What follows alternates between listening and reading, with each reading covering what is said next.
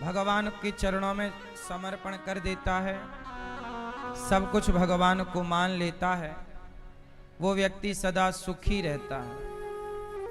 वैसे भी सब कुछ भगवान के ही हाथ में होता है, हमारे और आपके हाथ में कुछ भी नहीं है। केवल बातें हम जितनी भी कर सकते हैं कर लें। समय की गति किसके हाथ में है? मैं कहां जन्म लूंगा ये किसके हाथ में था? आप कहां जन्म लोगे, किसके पुत्र बनोगे, किसके साथ आपका विवाह होगा, कब आपकी मृत्यु होगी, ये कुछ भी तो आपके हाथ में नहीं है। जन्म विवाह मरण गति होई, जहां जस लिखा तहां तस होई। कुछ भी हमारे हाथ में नहीं होता। हम लोग परेशान बेवजह होते रहते हैं, भगवान हमें नचाते रहते हैं, हम नाचते रहते हैं। इसलिए कहता हूं कि बिना अपनी बुद्धि लगाए जो भगवान आपसे कराना चाहते हैं मन लगा के वही करो और ईमानदारी से करो। आप जो हैं, ईश्वर ने आपको इसी काम के लिए चुना है। मन लगा के अपना काम करो, आगे बढ़ो, पैसे कमाओ, लेकिन ये मानो कि ये इच्छा प्रभु की है। जैसे परीक्षित बन के हमारी श्रीमती कुसुमलता अग्रवाल जी मैया जी बैठी हैं, इन्हें भगवान ने चुना है भागवत सुनने के लिए कि आओ पुरुषोत्तम माह में आप भागवत सुनो। तो इन्होंने नहीं चुना, भगवान ने इनको चुना है। क्यों मैया? हम नहीं चुनते, भगवान हमें चुनते हैं। मैंने वृंदावन को नहीं चुना, बिहारी जी ने, वृंदावन ने हमें चुना है। इसलिए प्रकृति आपको चुन लेती है, इसलिए आप तो अच्छे काम करते रहो और भगवान आपको चुनते रहेंगे। श्रीमती मैया हमारी कुसुमलता अग्रवाल जी, आपके पुत्र अनिल अग्रवाल जी और बीना अग्रवाल जी, सुनील अग्रवाल जी, जूली अग्रवाल जी, नवीन खेतान जी, सुनीता खेतान जी, विनीता सराब जी और राजेश सराब जी, साबरमल अग्रवाल जी की स्मृति में आप कलकत्ता से, कोलकाता से यहाँ आई हैं मैया जी, और कथा किस पावन गंगा में डुबकी लगा रही हैं। अपना लोक परलोक दोनों ही मैया सार्थक कर रही हैं। साथ में हमारी श्रीमती मीना शर्मा जी, अणिमा शर्मा जी, सतीश शर्मा जी और विजय लक्ष्मी शर्मा जी। तो श्रीमती मीना शर्मा जी और आप सबने मन क्या बनाया? भागवत सुनना है, सुनना है, सुनना है। और जब आपके मन में आया तो भगवान ने चुन लिया। आपके पुत्र ऋषि शर्मा जी, राम भगवान शर्मा जी और मनीष दीवान जी, आप रायपुर छत्तीसगढ़ से हैं। सखाराम तिवारी और कावेरी तिवारी सिंधौरी वाले की पुण्य स्मृति में एक कथा का आयोजन आप कर रहे हैं। साथ ही हमारी रेखा सहजी, रेखा मैया, श्यामवती बाई, दुलारी बाई। तो रेखा मैया जी का भी मन था कि भागवत सुनना है। तो पुरुषोत्तम माह के इस पावन पर्व में आप सबने अपने लोक परलोक को सार्थक कर लिया और अपनी 21 पीढ़ियों को कृतार्थ कर लिया। आप सबने पुत्र आपके अरविंद सिंह जी, बहन लाजवंती तंवर जी, दीपक सिंह जी और प्रतिमा चंदेल जी, सुनीता जी, स्वीटी जी और राजेंद्र गहलोत जी, शोभा गहलोत जी, कोटा रायपुर छत्तीसगढ़ से हैं। तो रेखा मैया और मीना मैया और कुसुमलता मैया, इन तीनों ने, आप सबने भगवान को केवल कहा कि प्रभु हमारा मन है भागवत सुनने का। और जब आपने अपनी बात कही तो भगवान ने आप सबकी बात सुनी और कहा कि अच्छा ठीक है, आओ हम अपनी गोद में बिठा के तुम्हें भागवत सुनाएंगे। ये वृंदावन आप आए ना, तो बिहारी जी की गोद में आप सब बैठे और अपने लोक परलोक को आप सार्थक कर रहे हैं।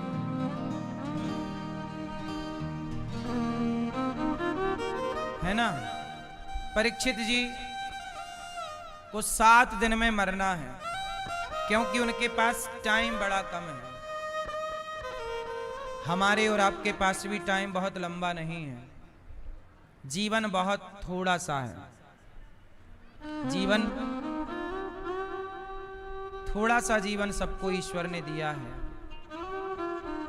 देखो सबकी उम्र लगभग बराबर ही होती है, कोई 50-60 साल में चला जाता है, कोई 60-70 में, कोई 70-80 में, कोई 90-100, जाना सबको ही है। अच्छा कितने साल जीना चाहिए? सही कितने साल जीना, आपका मन कितने साल जीने का है? 100 साल, 200 साल, 90 साल? आपका मन कितने साल जीने का है? सब लोग बताओ। मैया, वो चश्मा वाली मैया, ये मैया, हाँ सफेद बालों वाली मैया, बताओ मेरी माँ, आपको कितने साल जीने का मन है?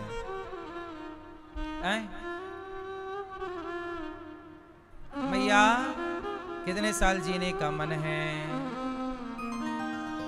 बोलो मेरी माँ, आप बता पीली मैया।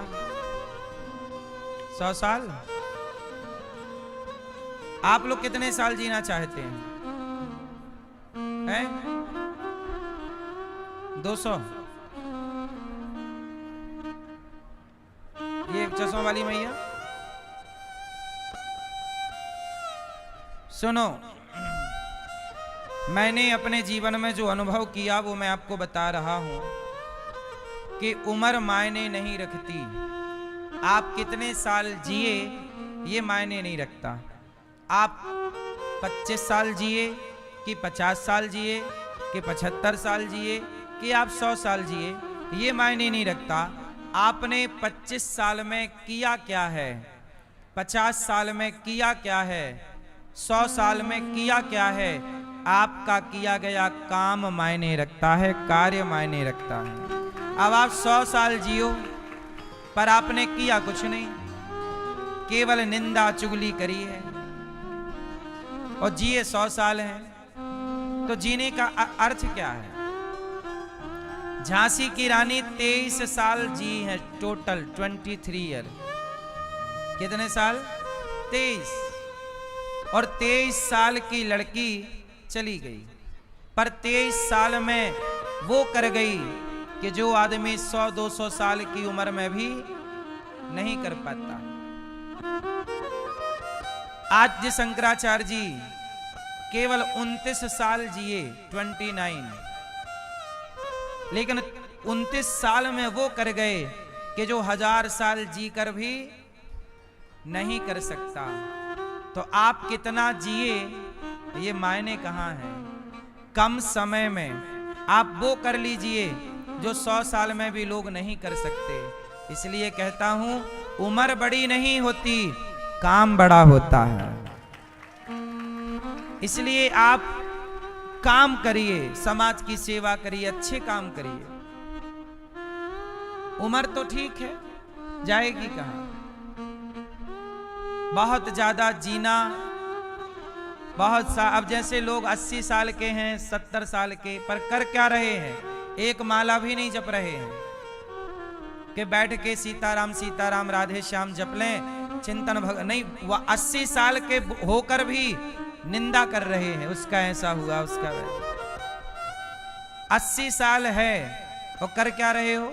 बकवास। तो क्या मतलब तुम्हारी इस जिंदगी का?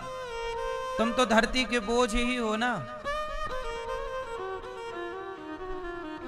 और एक बात और समझिएगा, सही काम सही उम्र में कर लीजिएगा।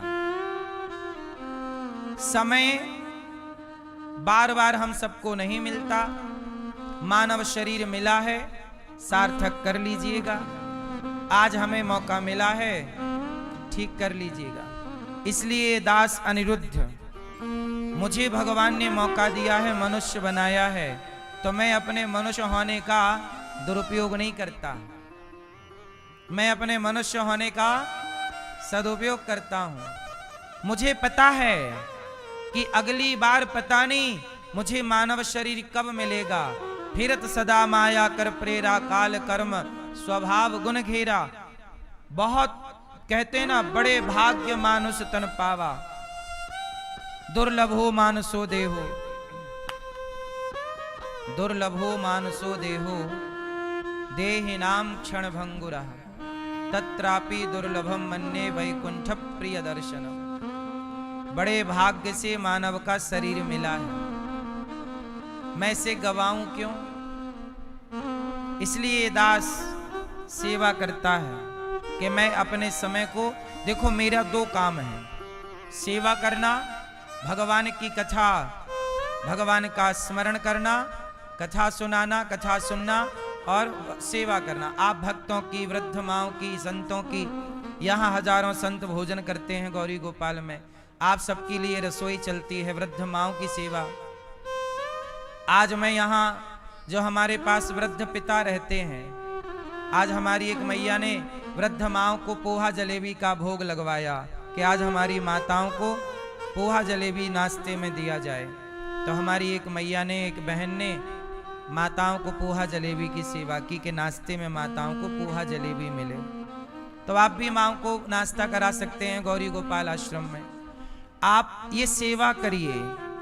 यदि आपने अच्छे काम शुरू कर दिए, हमारे पास एक वृद्ध पिता, केवल यहाँ माताएं नहीं रहती गौरी गोपाल आश्रम में, वृद्ध माताएं तो हैं 315, पर पिता भी हैं, वृद्ध पिता ऐसे हैं कि जो बहुत वृद्ध हैं।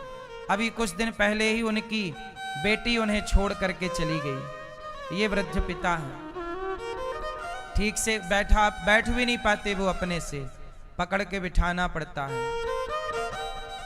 उनको अच्छे से बिठाओ, उनको नहलाना, उनको धुलाना, ये काम बेटों का है। बेटा है बाप का, पर बेटा नहीं करता।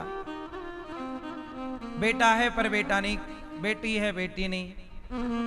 कई बार हमें फुटपाथ पर कोई बूढ़ी माँ दिख जाती है, हम उठा के ले आते हैं और इन्हें अपने हाथ से यहाँ खिलाते पिलाते हैं। सेवा, सेवा कर लो मेरी माँ। पुरुषोत्तम माह चल रहा है, किसी का पेट भर लो रोटी देकर, किसी का सहारा बन जाओ। ये अवसर अनिरुद्धाचार्य को भी मौका मिला है सेवा करने का। अगले जन्म में पता नहीं मैं क्या बनूं, चाह करके भी कर पाऊं ना कर पाऊं। इसलिए आज अवसर है, अच्छे ही अच्छे काम कर, लिस्ट बनाइए कि मुझे ये अच्छा काम करना है, ये बुरा एक भी काम नहीं, बुरा एक भी काम नहीं करना है, अच्छे काम कर लो कर लो कर लो। आज अवसर है, बार बार तो मौका भी नहीं मिलता ना। परीक्षित जी ने कहा कि मुझे 7 दिन में मरना है, मैं क्या करूं? सुखदेव जी ने कहा, वरीयाने सते प्रश्नः क्रतो लोकहितं नृप, आत्मवित् सम्मतः पुंसां श्रोतव्यादिषु यः परः। निद्रया ह्रियते नक्तं व्यवायेन च वावयः, दिवाचार्थे हया राजन् कुटुम्ब भरणेन वा। देखो सुखदेव जी कहते हैं, परीक्षित जी आपको 7 दिन में मरने का शाप लगा है, आप ऐसा करो अब भागवत सुनो। जो भागवत सुनेगा वह शाप से मुक्त हो जाएगा। जाने अनजाने में हमें कोई शाप लग गया, हमें पितृदोष लगा हुआ है, कोई जीवन में दोष है, यदि जीवन के सारे दोष समाप्त करने हैं तो भागवत सुननी चाहिए। जैसे आप लोग यहाँ पोथी पाठ करा रहे हैं पुरुषोत्तम माह में, अभी 26 मई से पुनः भागवत जी के पोथी पाठ बैठेंगे। आप लोग जो नहीं अभी करा पाए, 26 मई से पुनः पुरुषोत्तम माह में पोथी पाठ बैठेंगी, आप भी कराइएगा। क्योंकि जीवन में कोई भी दोष हो, भागवत जी के पाठ से वह मुक्त हो जाता है। पितरों की सदगति भी होती है, हम शाप से भी मुक्त हो जाते हैं। अंते नारायण स्मृति। जीवन का सार क्या है? अंत में भगवान का स्मरण हो जाए। अंत में क्या हो जाए?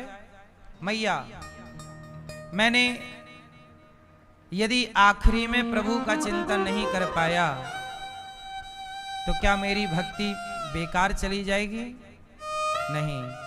जो व्यक्ति सदा भगवान का स्मरण करता है और आखिरी वक्त में यदि वो भगवान का स्मरण ना कर पाए तो फिर भगवान ही उसका स्मरण कर लेते हैं। अंते नारायण स्मृति, अंत में प्रभु स्मरण करते हैं। इसलिए आपसे कहता हूं कि काम सारे कीजिए, पर थोड़ा सा समय निकालकर उस परमात्मा को थैंक यू, धन्यवाद कहिए, जिन्होंने आपको बनाया है, जिन्होंने आपको, कहो, जिन्होंने आपको बनाया है, जिन्होंने आपकी रचना की है, उनका धन्यवाद कीजिएगा। सुखदेव जी कहते हैं कि ज्यादा से ज्यादा चिंतन भगवान का हो, हाय हाय ना हो। आजकल का व्यक्ति परेशान क्यों है? कारण जानते हो? कारण ये है कि व्यक्ति संतुष्ट नहीं है। अब जैसे उदाहरण से समझो, रावण क्या अपनी सोने की लंका में संतुष्ट था? उत्तर दो। जबकि सोने की लंका है। रावण की पत्नी का नाम है मंदोदरी। अच्छा, मंदोदरी बहुत सुंदर है। अच्छा, मंदोदरी में एक विशेष गुण है, आप जानते हैं क्या गुण है? अच्छा, मंदोदरी कौन है पता है आपको? मंदोदरी की कथा ऐसे मिलती है समाज में, संतों से मैंने सुनी कि मंदोदरी ऋषि कन्या है। किसकी कन्या है?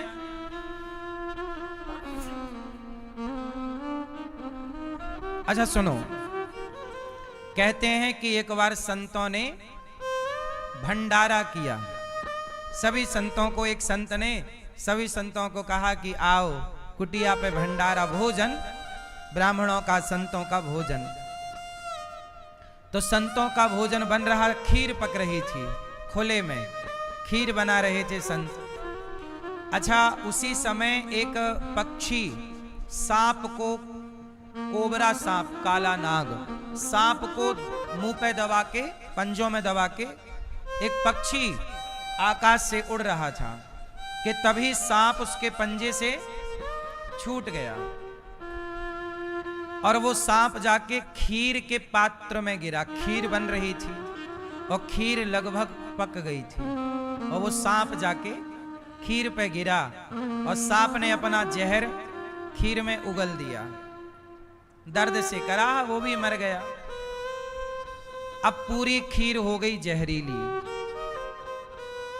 ये सारा दृश्य वहां एक छोटी सी मेंढकी देख रही थी। कौन देख रही थी? मेंढकी, मेंढक की पत्नी। मेंढकी वो सब कुछ देख रही थी। अब संत लोग आए और संत लोगों ने कहा कि चलो अब प्रसाद पाएं। सब संत लोग बैठे, ब्राह्मण बैठे और सबको वही खीर संत लोग परोसने वाले थे कि मेंढकी ने सोचा कि ये सारे संत मर जाएंगे क्योंकि सांप गिर गया है, जहरीली खीर है। तो वो मेंढकी ने फुदक कर, उछल कर वो कूद गई और कूद करके वो उस पात्र में जाके गिर गई, जान कर के मैं गिर जाऊंगी सबके देखने में तो ये खाएंगे नहीं। तो मेंढकी जाके खीर के पात्र में कूद गई। संतों ने देखा, अरे राम राम राम, ये तो खीर अशुद्ध हो गई, अपवित्र हो गई। चलो कोई बात नहीं, खीर को संतों ने वहां फेंक दिया, मीन्स बर्तन को खाली किया, पलटाया तो नीचे सांप निकला। और जब सांप निकला तो संत समझ गए। अच्छा, वो मेंढकी भी जैसे ही उस पात्र में गिरी कूदी तो संतों ने उसे निकाल के बाहर रखा। तो वो भी चूंकि जल चुकी थी, तड़प रही थी, मरने की गति पर थी। पलटाई तो सांप निकला। संत समझ गए कि इसने हम सबके प्राणों की रक्षा के लिए अपने प्राणों का बलिदान दिया है। तो वो सारे संत तपस्वी तो थे ही, वो सारे संतों ने अपने तप के प्रभाव से उस मेंढकी को एक सुंदर सी नारी के रूप में जन्म दिया। संत तो तपस्वी हैं, तपस्या के प्रभाव से वह एक नारी के रूप में परिणित हो गई। और जब नारी के रूप में परिणित हुई तो उस नारी का नाम रखा मंदोदरी। अब वो संतों के पास रहने लगी, संतों की बेटी बनकर। अब बेटी की तरह है, भाई हमने जन्म दिया है तो बेटी की तरह वो रहती। अब वो बड़ी हो गई, सयानी हो गई, जवान हुई, और रावण बड़ा आतंक मचा रखा था, संतों को मारना, भजन ना करने देना। एक दिन संयोग से रावण वहां आया और रावण की नजर मंदोदरी पर पड़ी तो रावण मोहित हो गया। रावण ने कहा कि मैंने इतनी सुंदर स्त्री नहीं देखी। तब वह मंदोदरी को संतों की आज्ञा से लेकर के चला गया और रावण ने मंदोदरी से विवाह किया। कहते हैं मंदोदरी इतनी सुंदर थी कि जितनी सुंदर माता पार्वती है, पार्वती के समान मंदोदरी माता सुंदर थी। अच्छा, मंदोदरी में एक गुण और भी था, क्योंकि ऋषि कन्या है ना, उसमें एक गुण ये था कि वो सदा कुंवारी रहती थी। मतलब विवाह के बाद भी वो जब चाहें अपने को कुंवारी बना लेती थी। 5 स्त्रियां ऐसी हुई हैं जो सदा पंच कन्याएं कही गई हैं, कुंवारी रहती हैं। उनका विवाह हो जाने के बाद भी वो चाहें तो फिर से कुंवारी हो जाएं, और वो कुंवारी हो भी जाती थी। तो मंदोदरी इतनी सुंदर थी, इतनी सुंदर पत्नी को पाकर भी, अच्छा रावण की केवल एक पत्नी नहीं थी, मंदोदरी तो प्रधान पत्नी थी, सुंदर थी, लेकिन अन्य पत्नियां और थी।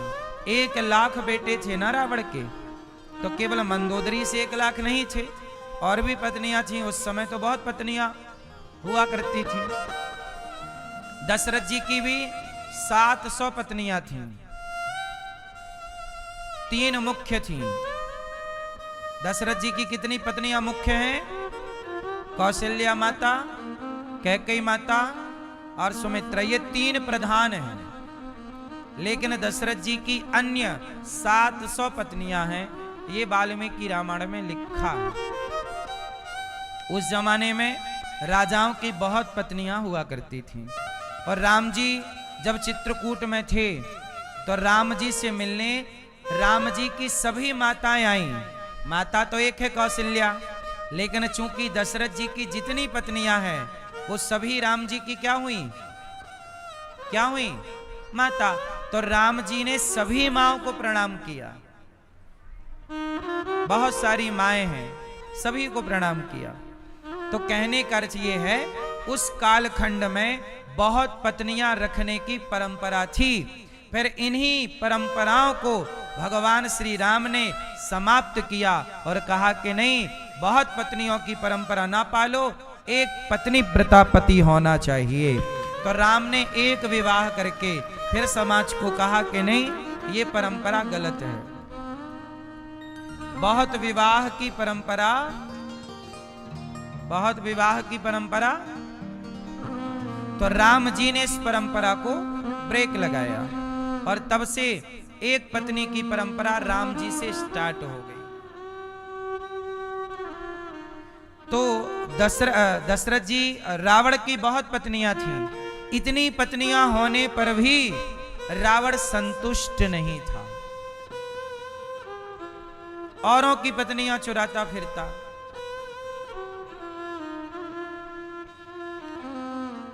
एक बार क्या हुआ कि कुबेर के पुत्र हैं, उनकी पत्नियों, ये स्वर्ग में जाके किसी की भी पत्नी उठा के ले आता था रावण। जिसकी अच्छी लग जाए उठा के ले आए।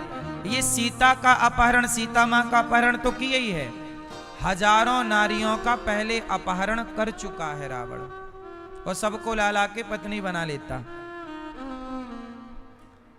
लेकिन कोई इसका बाल भी बांका ना कर पाता, क्योंकि बड़ा पावरफुल है। देखो जरा, यहां पर एक मैसेज मैं आपको दूं कि ईश्वर ने यदि आपको पावर दिया है, शक्ति दी है, तो उस शक्ति का उपयोग किसी को दुख दर्द देने में मत कीजिएगा। आप किसी को सताइए मत कि आपके पास ताकत है तो चलो कमजोर को सताते हैं। यदि आपने अपने से कमजोर को शक्ति के पावर के बल पर सताया, तो कोई है जो आपके कृत्य को देख रहा है। और रावण की जब अति हुई तो फिर अंत में रावण को संतुष्टि नहीं थी। इसलिए हम आपसे कहते हैं कि आप जहां हो, जितना पाए हो, उतने में संतुष्ट रहो। राम घास की कुटिया में रहकर, नंगे पांव रहकर, अपनी पत्नी के साथ राम बहुत संतुष्ट हैं। अच्छा, राम ज्यादा खुश हैं कि रावण ज्यादा खुश है? राम कुटिया में रहते हैं घास की, और रावण सोने की लंका में। घास की कुटिया में रहने वाले राम संतुष्ट हैं, कुटिया पर संतुष्ट हैं, अपनी पत्नी में संतुष्ट हैं। रावण ना सोने की लंका में संतुष्ट है, ना अपनी पत्नी से संतुष्ट है। यही है जीवन में नाश होने का कारण। जब आप संतुष्ट नहीं होते, संतोष नहीं रखते, तो फिर एक दोहा गाया है संतों ने कि मक्खी गुड़ में गड़ी रहे, पंख रहे लिपटाए, हाथ मलहे और सिर धोने, लालच बुरी बलाय। मक्खी गुड़ में गड़ी रहे, पंख रहे लिपटाय, हाथ मलहे और सिर धोने, क्या बुरी बलाए, क्या बुरी बलाए। इसलिए कहता हूं, वह व्यक्ति सदा दुखी है जो लालची है। इसलिए जितना मालिक ने दिया है, हाँ मुझे तुमने दाता बहुत कुछ दिया है, तेरा शुक्रिया है, तेरा शुक्रिया है। जितना दिया है उसका धन्यवाद दीजिए बस। सत्यां छितौ किं कसिपोः प्रयासैर् बाहौ स्वसिद्धेयुपवर्हणै किं सत्यञ्जलौ किं पुरुधान्यपात्र्या दिग्वल्क्यलादौ सति किं दुकूलै। सुखदेव जी कहते हैं कि जो व्यक्ति संतुष्ट है वो सुखी है, और जो संतुष्ट नहीं है वो लंकापति भी हो तो सुखी जीवन। सुखदेव जी कहते हैं कि देखो, भगवान को हम नमस्कार कर रहे हैं, भगवान के स्वभाव का अब वर्णन कर रहे हैं। भगवान नारायण की नाभि से कमल, फिर ब्रह्मा जी को अत्र सर्गो विसर्गश्च स्थानम, 10 लक्षणों का वर्णन, अहमे वासमे वाग्रेनान्यद यद सत्सत्वरम, चतुश्लोकी भागवत का वर्णन।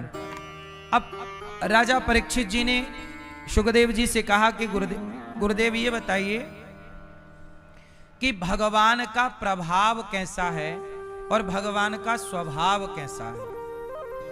भगवान का प्रभाव कैसा है और अच्छा ये बताओ, जिनका प्रभाव ज्यादा है, बड़ा है, उनका स्वभाव कैसा होगा, ये कन्फ्यूजन तो रहती ही है। पता नहीं बड़े आदमी का, बड़े व्यक्ति का स्वभाव कैसा हो। अच्छा, भगवान का प्रभाव कैसा है? पहले मैं आपको प्रभाव की बात बताऊं। बताओ, भगवान का प्रभाव कैसा है? भगवान का प्रभाव, भगवान कृष्ण का कैसा प्रभाव है? क्या प्रभाव है बताओ? है? सुनो, भगवान का प्रभाव सुनिए। जब मैया यशोदा ने कहा लाला मुंह खोल, तो तनिक सा मुंह खोल कर पूरे ब्रह्मांड का प्रभाव है ये कि भगवान के मुख में पूरा ब्रह्मांड समाया हुआ है। ब्रह्मांड के मालिक हैं, ये प्रभाव है। और सुनो, प्रभाव क्या है कि भगवान को गुरु माता ने कहा। गुरु माता कौन? सांदीपनि जी की पत्नी। उज्जैन में पढ़ने गए भगवान कृष्ण।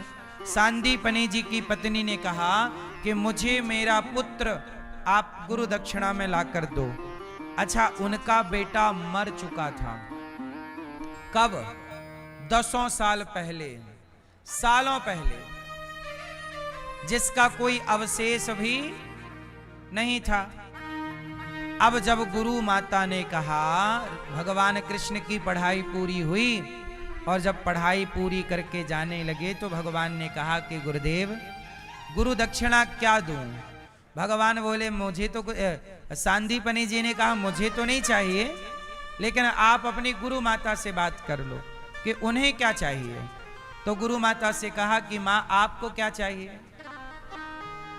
माँ ने कहा कि कन्हैया, आप मेरे पुत्र, जब मेरा बेटा मर गया है, आप मुझे मिले तो ऐसा लगा कि मुझे मेरा बेटा मिल गया।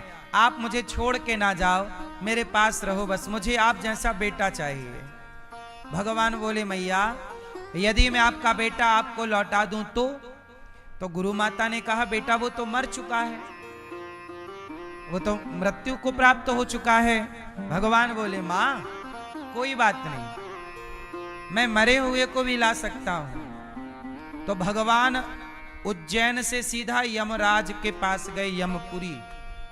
यमपुरी में जाकर कहा कि यमराज जी, हमारे गुरुजी का बेटा आया होगा आपके पास, लाओ उसकी अंतरात्मा दो और उसका सूक्ष्म शरीर वापस करो। क्योंकि यमदूत तो सूक्ष्म शरीर ही ले जाते हैं ना पकड़कर, ये शरीर तो यहीं जल जाता है। लाओ सूक्ष्म शरीर लाओ उसका। यमराज ने कहा कि प्रभु हम कैसे पहचाने, इतना है यहाँ भीड़ भाड़, हमें क्या पता कि आपके गुरुजी का बेटा कौन सा वाला। सोचिए, यमराज जी ने जहां हाथ खड़े कर दिए, भगवान ने पहचाना। सूक्ष्म शरीर लाकर पंच तत्व के शरीर को भगवान ने तुरंत अपने बल से तैयार किया और वह सूक्ष्म शरीर डालकर जैसा उनका बेटा था वैसा ही उनका पुत्र उन्हें लौटाया दक्षिणा में। माता ये रहा आपका बेटा। ये भगवान का क्या है? ये भगवान का ये इतना प्रभाव रखते हैं कि यमराज जी भी थर थर कांपते हैं जिनके आगे। मरे को जीवित करने की ताकत, ये प्रभाव है। इतने से मुख में पूरा ब्रह्मांड दिखा देना, ये प्रभाव है। एक बार गैया चराने गए तो कंस के एक राक्षस ने जंगल में आग लगवा दी। चारों ओर से भगवान घिर गए, ग्वाल वाल घिर गए, गैया बछड़ा घिर गए। तब भागवत जी में लिखा है कि भगवान ने अग्नि का पान कर लिया, मतलब अग्नि पी गए। पानी पीते हो ना, भगवान आग पी गए। अब आपको आश्चर्य लगेगा कि भाई आज के विज्ञान में तो ये संभव नहीं है कि कोई व्यक्ति अग्नि पी जाए। इसलिए कहता हूं कि इंसानों की तुलना कभी भगवान से, भगवान तो अच्छा हम लोग स्वाहा करते हैं ना, स्वाहा स्वाहा क्यों करते हैं जरा बताओ? क्योंकि जो हवन कुंड है और हवन कुंड में जो अग्नि है वह अग्नि भगवान का मुख होती है और आप जो भी आहुति डालते हैं वो अग्नि के द्वारा भगवान के मुख में जाती है। अग्नि को भगवान का मुख बताया गया है, इसलिए यज्ञ में आहुति डाली गई वो कौन ग्रहण करता है? तो अग्नि तो भगवान की घर की खेती है भाई। आग तो हमारे लिए ना हवा है, भगवान तो अग्नि के पिता हैं, प्रकट करते हैं, वायु को प्रकट करते हैं, आकाश को प्रकट करते हैं, जल को प्रकट करते हैं। तो भगवान तो सबके क्या है? पिता है। अग्नि पी गए, प्रभाव देखिए हमारे प्रभु का, अग्नि पी गए। ये क्या है भगवान का? जोर से प्रभाव देखिए, एक उंगली से पूरा पूरा पहाड़ उठा दिया गिरिराज जी को। ये क्या था? जोर से, ये हमारे भगवान का प्रभाव है। अब भगवान का प्रभाव तो बड़ा है, अब जिसका प्रभाव बड़ा होगा ना मेरी माँ, वो पता नहीं हमसे बात करेगा कि नहीं, हमारी तरफ देखेगा कि नहीं, क्योंकि बड़ा व्यक्ति, बड़ा वो हम जैसे तुच्छ लोगों की ओर देखे कि ना देखे, बात करे ना करे, स्वभाव। तो अब देखो, आपको मैंने क्या बताया प्रभु का, अब बताता हूं स्वभाव। सुनो मैया, ओ पीली मैया, जा रही हो मेरी मां? नहीं सुनना कथा? अच्छी नहीं लग रही है? अच्छा, प्रभाव सुन लिया है, थोड़ा स्वभाव भी सुन के चली जाओ।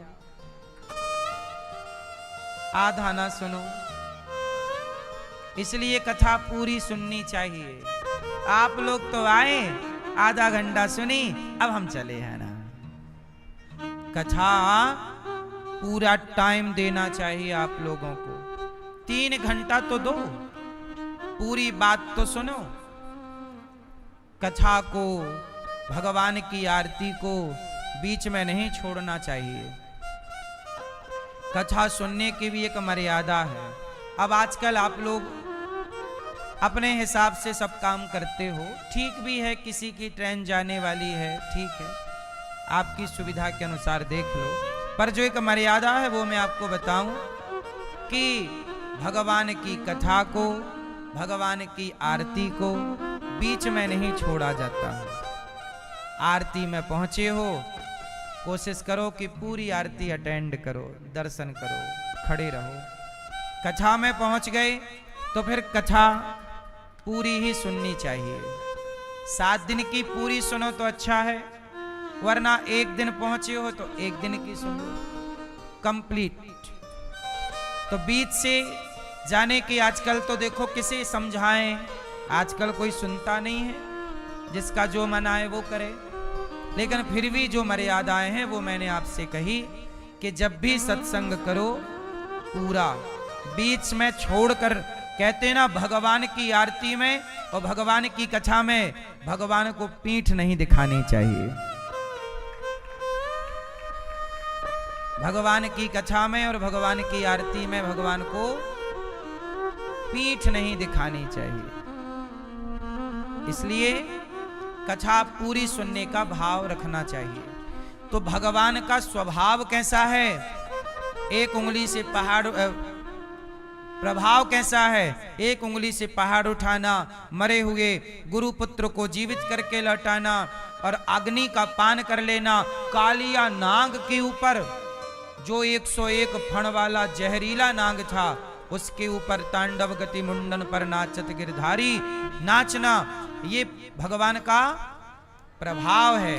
अब स्वभाव क्या है जरा सुनिएगा। स्वभाव, इतने बड़े भगवान, इतने बड़े भगवान दुर्योधन के पास गए, कहा 5 पांडवों को जरा 5 गांव दे दो। अच्छा एक बात बताओ, भगवान कृष्ण पांडवों की ओर से हस्तिनापुर क्या बनकर गए थे? शांति दूत। क्या बनकर गए भैया? शांति दूत। अच्छा, दूत, दूत कौन होता है? राजा और राजा का दूत। ये बहुत बड़ा पद तो नहीं है दूत का। बड़ा पद किसका है? राजा। लेकिन वो राजाधिराज भगवान कृष्ण अपने पांडवों के लिए, पांडवों के भक्ति के कारण भगवान बिक गए और पांडवों के भक्ति के बल पर कहा कि अर्जुन, तूने मुझे प्रेम में खरीद लिया है, मैं तेरी तरफ से कौरवों से बात करने जाऊंगा। और जगत के पालनहार उन पांडवों के दूत बन करके गए हैं। ये स्वभाव देखिए। और वहां जब गए, दुर्योधन से कहा पांडवों को 5 गांव दे दो, तो वो दुर्योधन इतना दुष्ट था कि दूत बने प्रभु को पहचाना ही नहीं। बोला कि तुम तो ग्वाला हो, गैया चराने वाले, तुम क्या जानो।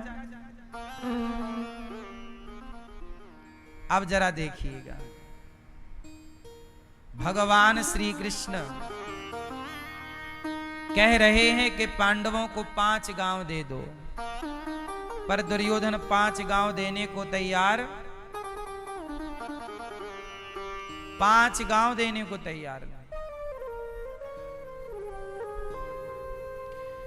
बाद में भगवान को बंदी बनाने के लिए आदेश दे दिया। फिर पितामह ने समझाया कि तेरा नाश सिर पर है दुष्ट, तू प्रभु को बंदी बनाएगा। बाद में 56 भोग ला के रख दिया, प्रभु खाओ। भगवान बोले तेरे घर नहीं खाएंगे। स्वभाव देखिएगा, शांति दूत बन जाते हैं इतने बड़े भगवान। अब और स्वभाव देखिएगा कि दुर्योधन के 56 भोग को त्याग कर जंगल में रह रही घास की झोपड़ी में विदुरानी और विदुर जी के यहाँ जाकर कहते हैं काकी जी बड़ी भूख लगी है कुछ खाने को। 56 भोग दे रहा था वो दुर्योधन सोने की थाल पर, नहीं खाए। और काकी से कह रहे हैं काकी जी है क्या कुछ खाने को? काकी बोली वो भतुए की साग पका रही थी मैं, खाओगे? उसमें मिर्ची मसाला नहीं है। वो तो जंगल में रहते ना, जंगल की साग वाग पानी में पका के उबाल के खा लेते। तो भगवान को पत्तल पे, केले के पत्तल पर वो साग परोस रही हैं। साग परोसी तो पानी बह गया जमीन में, साग बची भतुए की। भगवान वो साग खा रहे हैं। दुर्योधन की मेवा त्यागी साग विदुर घर खाई, सबसे ऊंची प्रेम सगाई। साग खा रहे, ये क्या है? ये स्वभाव है। ये क्या है? जिसका प्रभाव इतना बड़ा हो उसका स्वभाव देखो।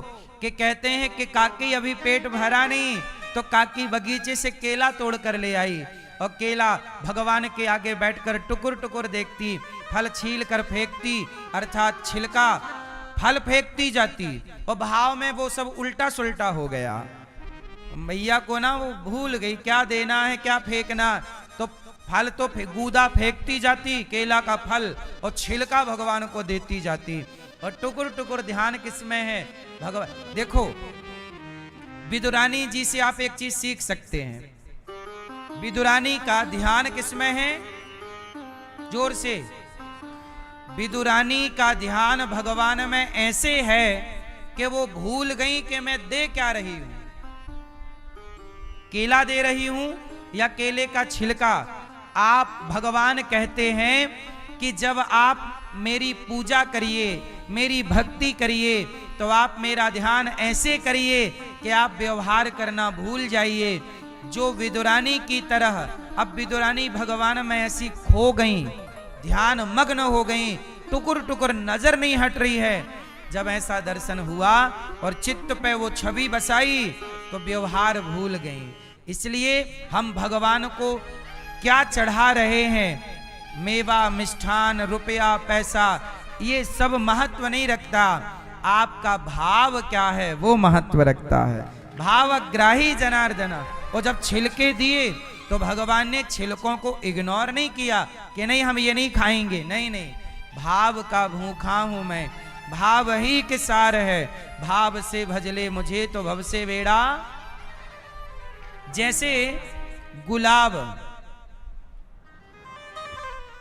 गुलाब में मधुमक्खी बैठती है, तो गुलाब में बहुत चीजें हैं, पंखुड़ी भी है, अंदर बहुत सारे ये छोटे छोटे कण भी दिखते हैं, पर जब मधुमक्खी बैठती है तो इसमें से और कुछ ग्रहण ना करके शहद को ग्रहण करती है। गुलाब में क्या है, पुष्प में क्या है, याद रखिएगा, हर पुष्प में शहद है, लेकिन आप पुष्पों को मशीन में डालो, पिरो, तो वहां से शहद ना निकलेगी।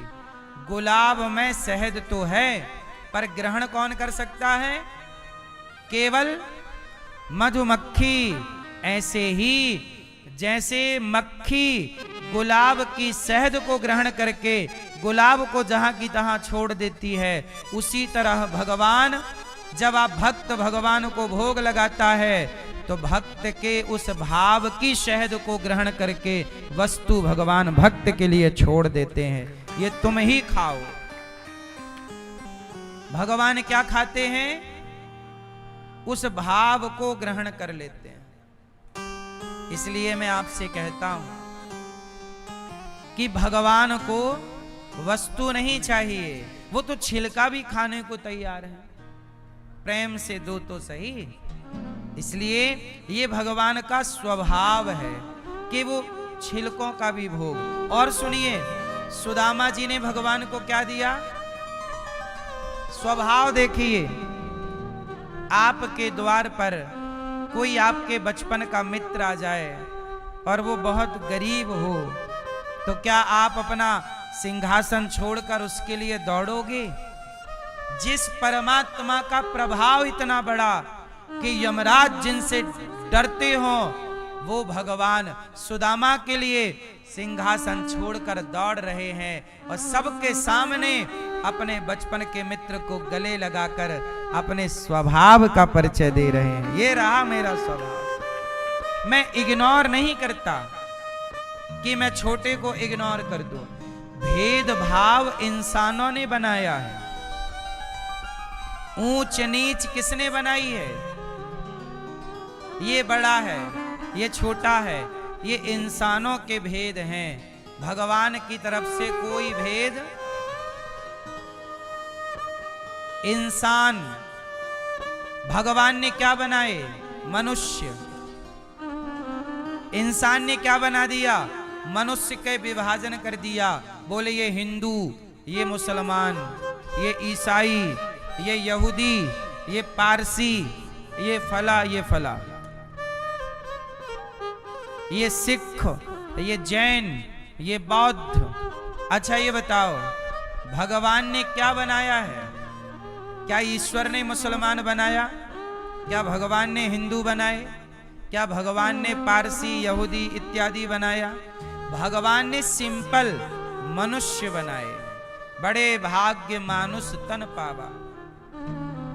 यहां आते ही लोग डिवाइड हो जाते हैं, बट जाते हैं।